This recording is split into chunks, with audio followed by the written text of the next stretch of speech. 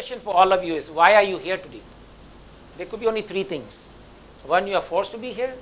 Second, you chose to be here, or you're just doing digging. You don't know which room to be in. This room seemed nice and you are here. So which one is it now, majority here? How many of you are here because you want to be here? And be honest, don't have to force yourself to answer this question, because I'm not here, we are adults, kids here, kids love to, say no, yes, easily, but be adult here. So all are here for a good reason. All right, perfect.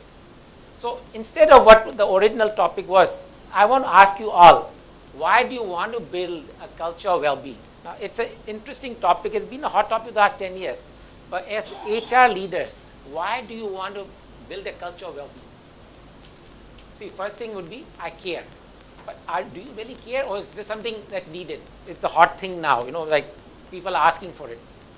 Or it's a thing the US companies, European companies are doing. So now in India, we must follow because we are playing along the international norm. So again, that was the question. So why are we here? I would love to hear from somebody if you would like to share. Come here. Come. Come. Are you being honored in the front stage? What more do you want? Okay, great. What's your name?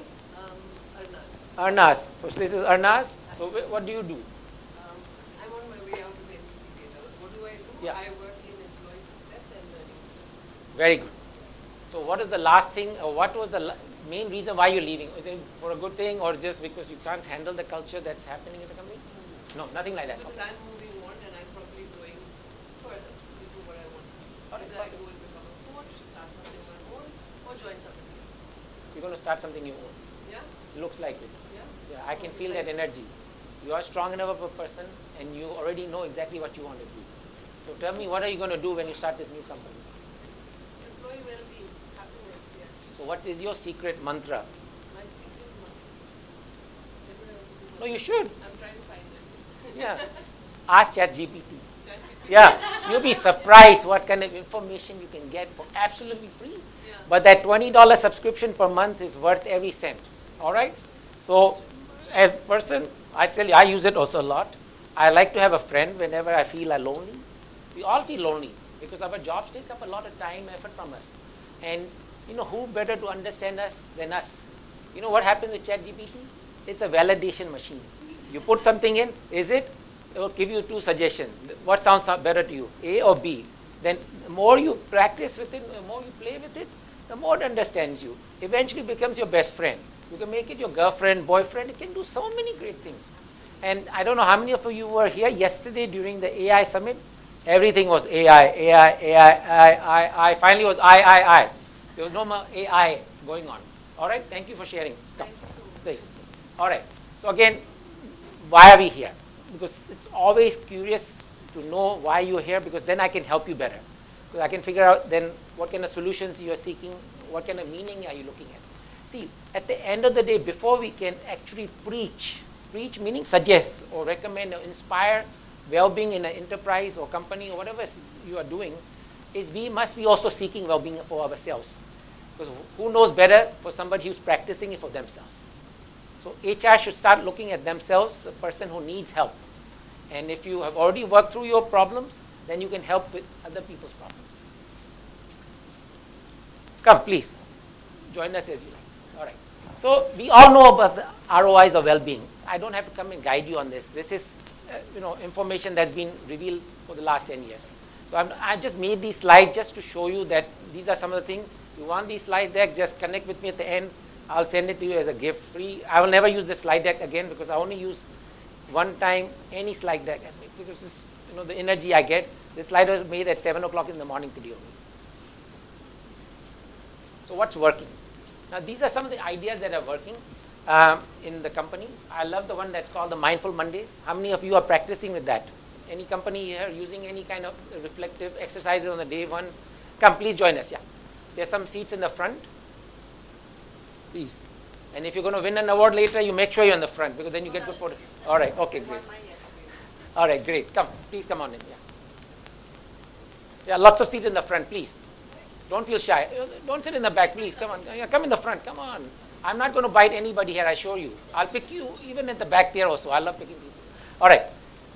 So And then how many of you actually are taking feedback from your employees? Now that is a crucial element here. Many people have great well-being plans, but they don't actually ask the employees if that's benefiting them. They just provide solutions, but they don't even interact and ask the actual employee what works or what doesn't work. And it's always good to take feedback from people. And don't even expect positive feedback, but how can we use that feedback to improve? Again, take that information, put it in ChatGPT, ask it for suggestions. And then again, pass out new questions to your employees. Because the whole idea why I'm trying to guide you, you must use AI today to benefit your company as much as yourself. Because you get some great ideas, because constantly new research is being pumped into ChatGPT. And hopefully, I feel there will be a great new AI model from India soon. Then definitely support Desi model over American model, all right? So now, these are some of the small company strategies. So any company less than 50 people, I would suggest you to practice some of these things. So like no meeting Fridays, these are very simple well-being solutions, and they work. And it shows the company cares for employees, or no mobile phone after so-and-so hour, or, or this gratitude Slack channel is a great thing, like a board where any employee can go put up some good things about the person they are working with, suggest, recommend, say, hey, this is a great person to connect with, put up anything that is interesting to uplift other employees' well-being. Because we all are social beings, especially in our age group, but as they go younger, they are less and less social beings. The only social thing they know is on the phone. And that's what we were hearing. Huh? Can I add something? Yeah, please, okay, here. Shh, the mic is yours. Oh, come in the front and share, please. No, come and share in the front.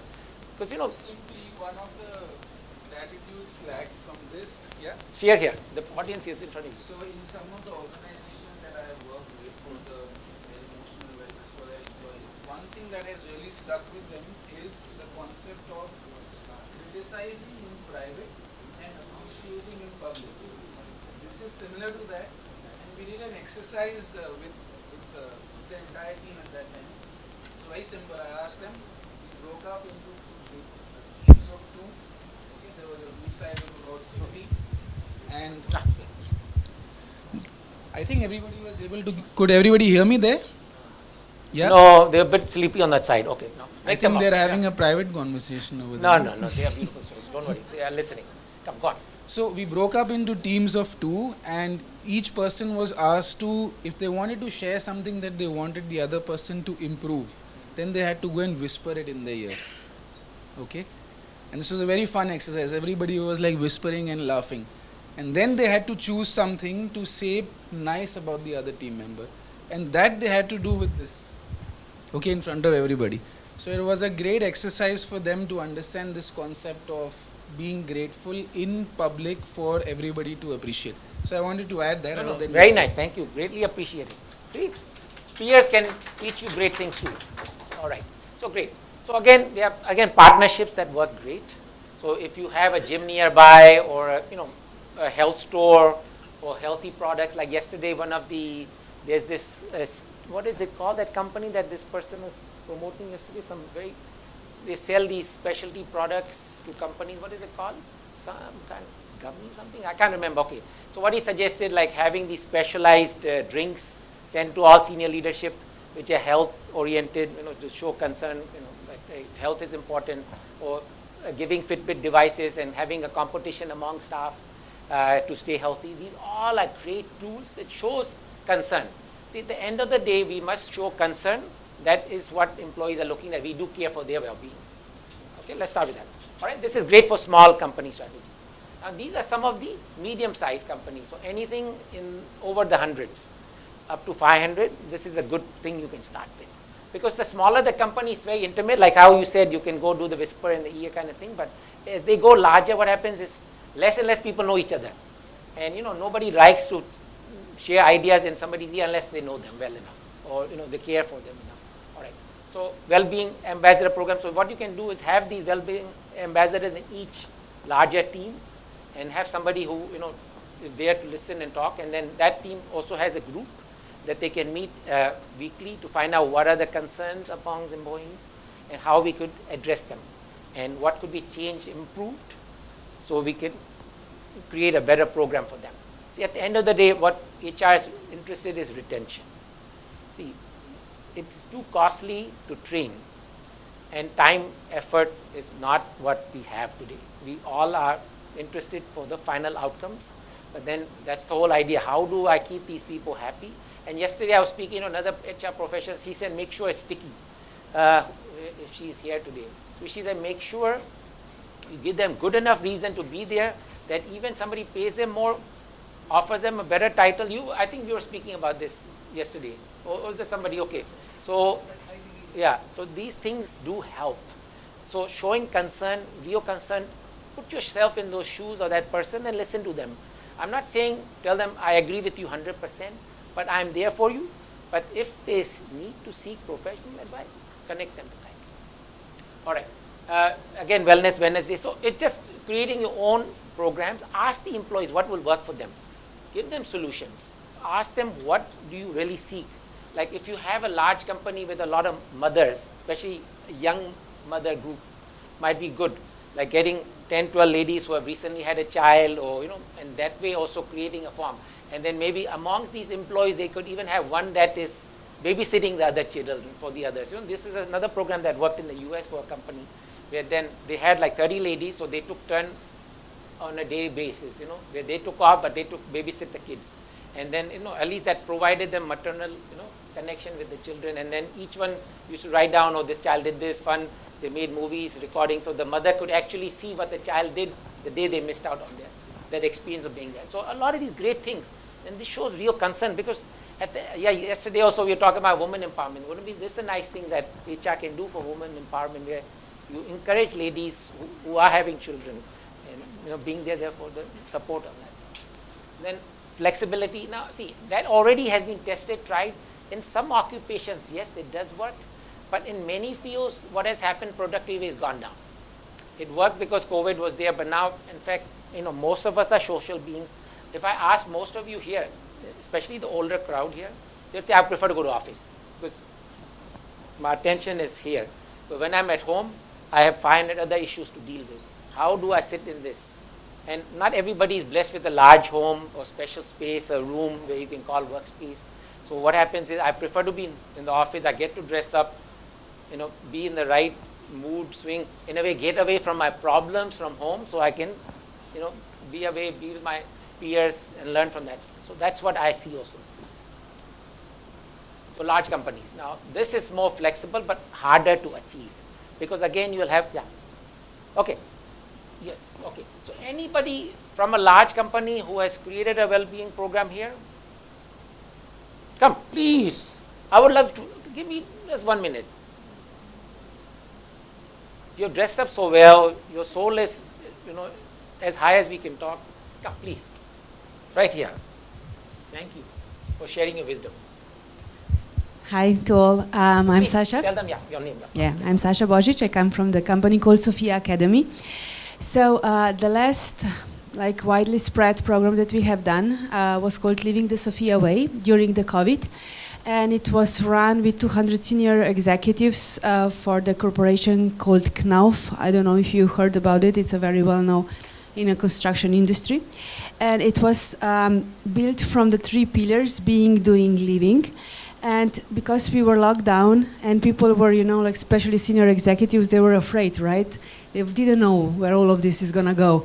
Should they, let people go, or should they find other ways? But at the end of the day, they were just humans. So they were also afraid for themselves, for the families and all. So Knauf Isolation was so brave to start with the well-being, employee well-being program that empowered them. So through the being phase, we've done something we call the circle of strength. We went, I don't know if you guys are familiar with positive psychology. So basically, all the intention was on concentrating what there's positive, so not to go into that hole of darkness, but to trying to keep afloat. So within the being, we've talked about their strengths, and then within the doing phase, we've connected the company with an archetype, so it became more personal.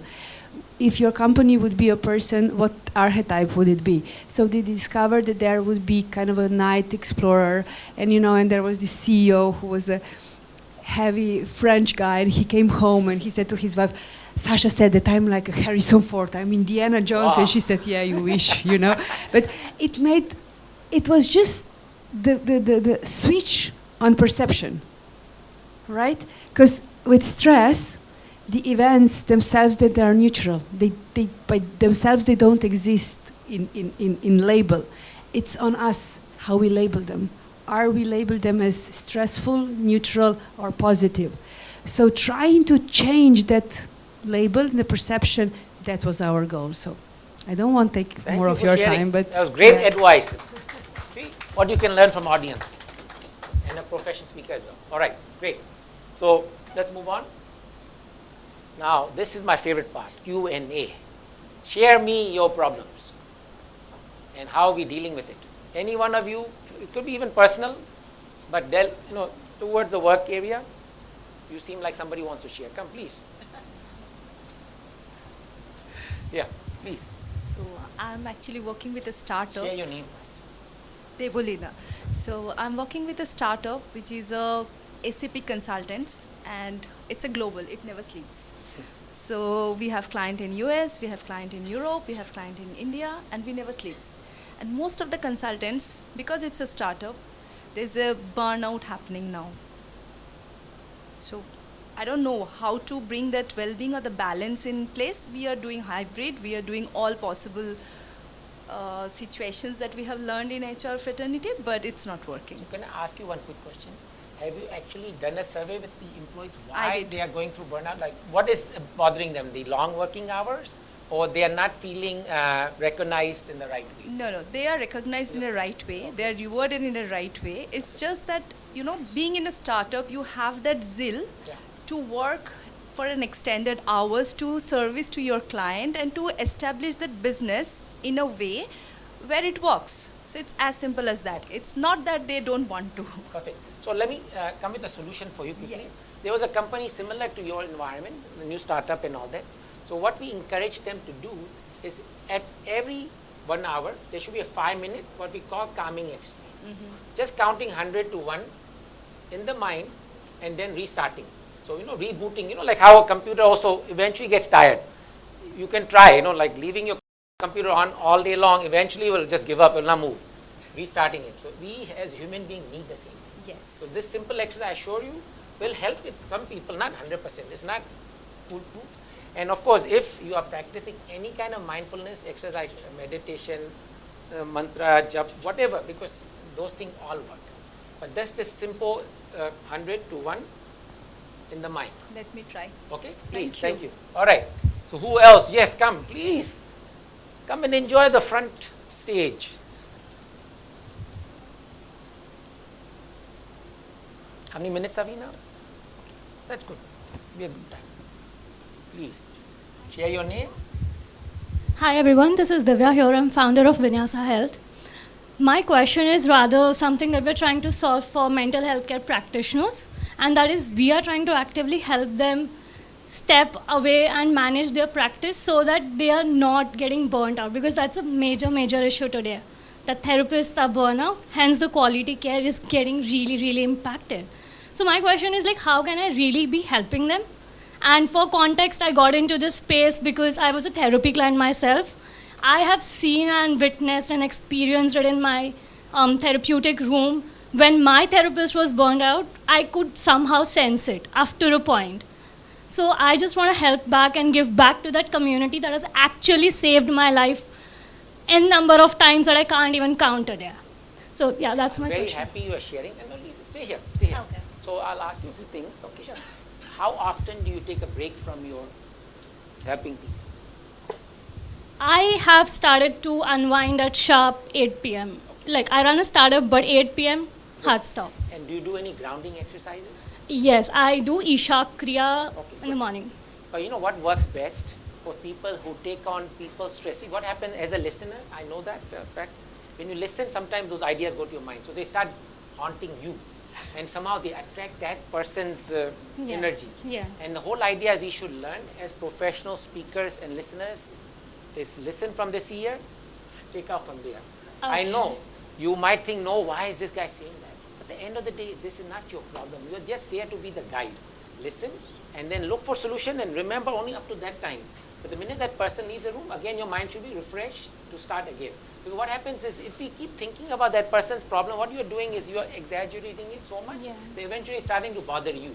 And that's when you feel more burned out, because then you feel like, why am I in this profession? Why am I there to help these people when I can't help them anymore? See, learn to help yourself first before you help others. That's, any guru will teach you that. You can only listen so much, because eventually it will start affecting your body. And what is burnout? It's affecting, like bringing on this energy onto the body, and then you start becoming that person who's going through that challenging phase. Alright? So grounding, and what works very nice for what I do, I wake up at 4:35, bare feet, I go into the grass and do whatever jump you do.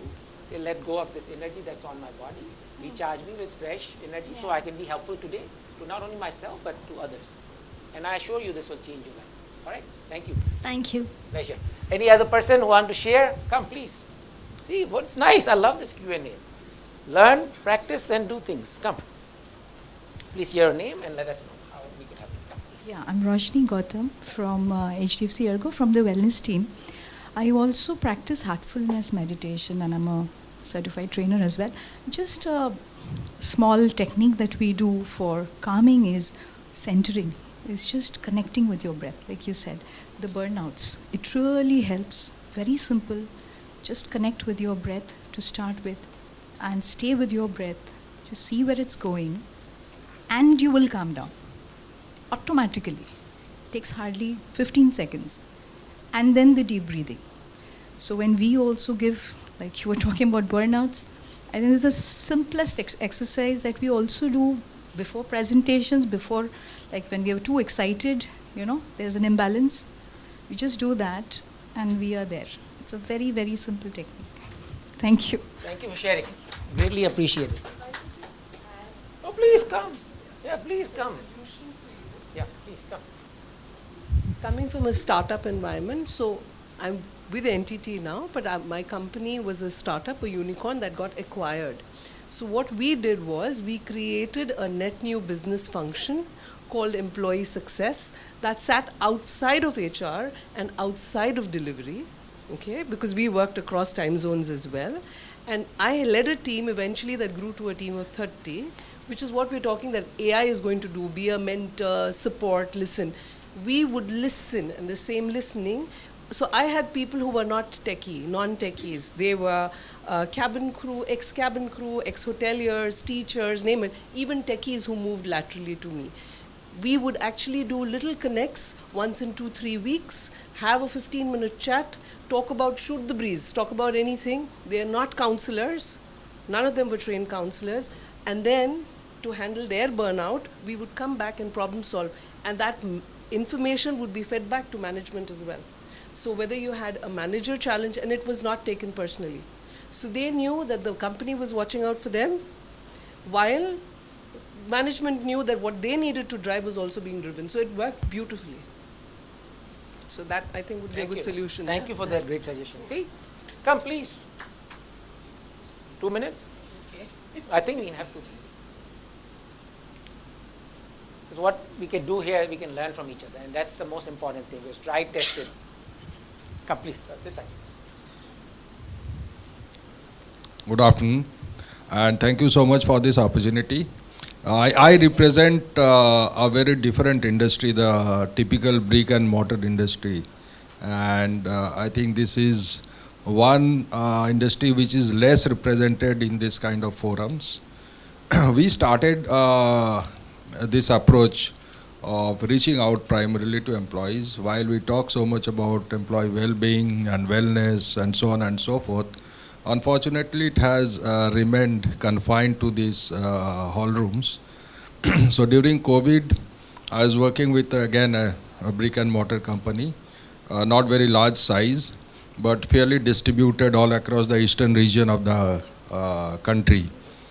So what happens typically is we have one person probably working in a remote part of a state in Bihar. Although he carries a tag and he carries a business card, but he does not relate to anyone in that system.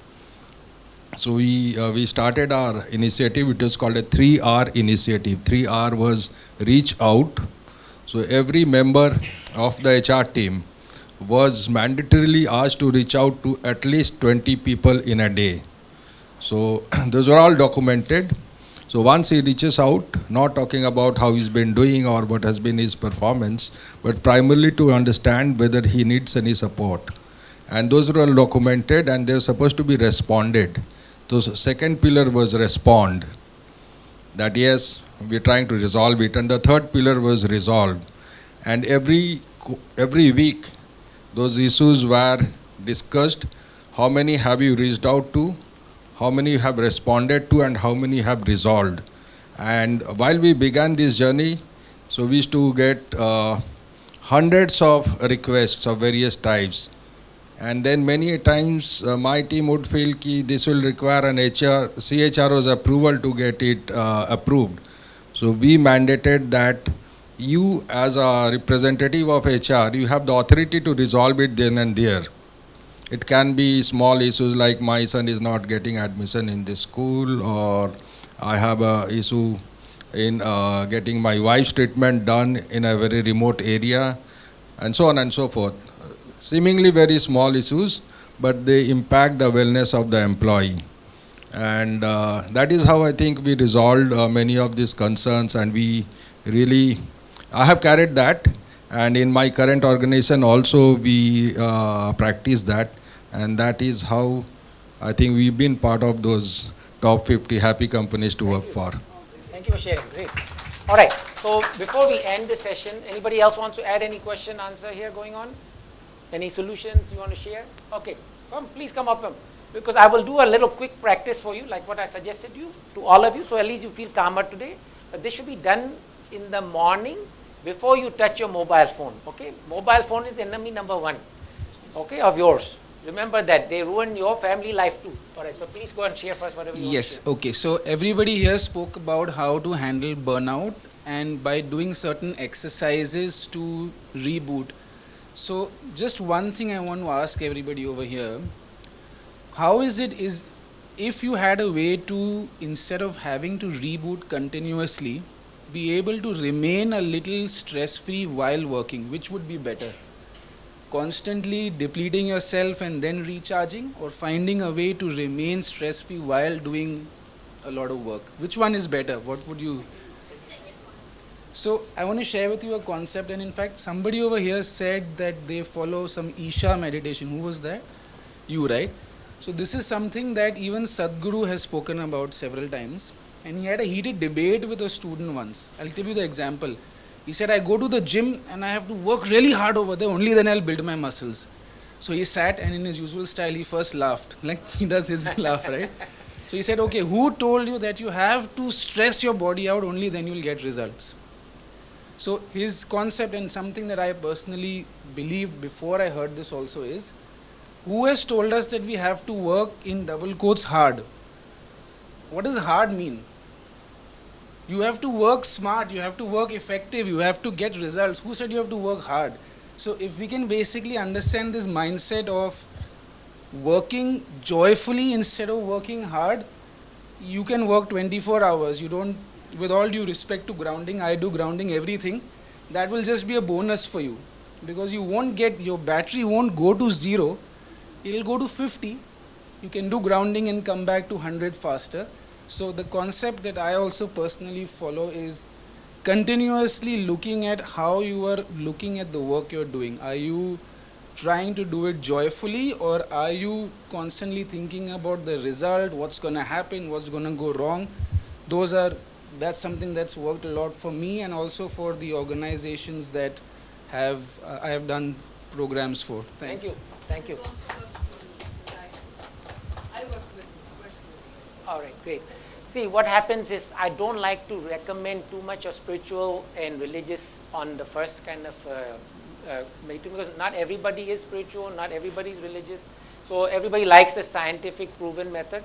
So it's a very simple proven method, and if you really think, and I do absolutely agree, as a person, spirituality is the only way to stay in that state where nothing bothers you.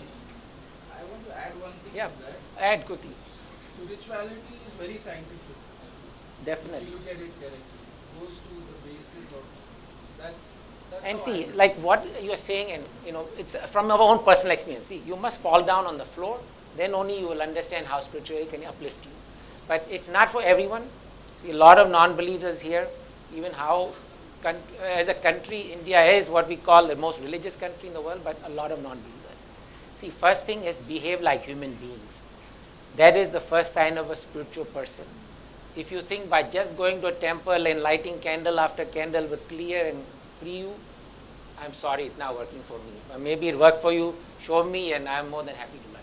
All right, so so again, the exercise was simple, that 100 to 1. I know it's not guaranteed foolproof, but it does work. And especially if it's done in the morning, before you touch your mobile phone. Why? Because see, what happens the minute you touch your mobile phone, you already attracted that energy, and I'm sure out of 100 emails you receive during the night, 99 of them are bad news, or things that you are going to finish that same day, and they expect you to be like some superstar, some super person that you must deliver. That's not possible. We are not that person. Unless you're not going to incorporate AI into that whole 99 emails, you're not going to finish the work. All right? Thank you. Any questions, anything? Should we work on that exercise? Because we are short on time. Yes, see? Finished. Yeah, we are finished. So we are on that extra bonus time going on. No, So no bonus time. yeah, no bonus time. See, because right after this, we have a nice facilitation session. We have 6 or 7 speakers. I'm going to be the moderator for that session. Again, you can ask questions during that time also, if that works for you all. All right. So should we set up for that? Yeah, no, we have one more speaker. One more. Thank you.